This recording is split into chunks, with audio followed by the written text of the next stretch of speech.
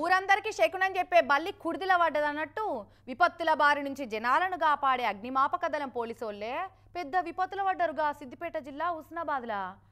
ఆపతొస్తే మందిని కాపాడేటోళ్ళకే ఆపతొచ్చిందట పాపం.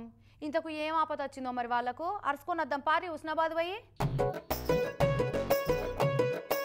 సిద్దిపేట జిల్లా హుస్నాబాద్ ఫైర్ స్టేషన్ ఇది. కిరాయి కట్టనోళ్లను ఇంట్లోకెళ్ళి ఖాళీ చేపించే ఓనర్ల లెక్క ఈ అగ్నిమాపక సిబ్బందులను కూడా స్టేషన్లకి వెళ్ళి ఖాళీ చేపిస్తున్నారట. ఇగో మంటలార్పేతందుకు వాడే పైపులు, సిలిండర్ల సుంటి సామాన్లన్నీ ఎట్లా బయట పెట్టించారో చూడు.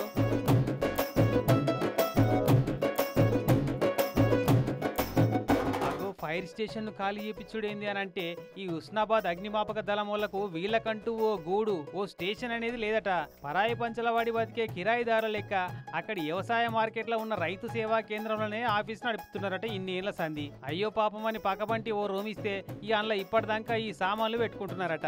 అయితే మామిడి పండ్ల సీజన్ శురువైంది కదా, వెంటనే ఈ రూమ్ ఖాళీ చేయాలని బల్మేటికి ఇల్లు ఖాళీ చేపించే ఓనర్ల లెక్క సామాన్లు అన్ని తీపిచ్చి బయట పెట్టించినట రూమ్ మెయింటైన్ చేసేట ఆయన.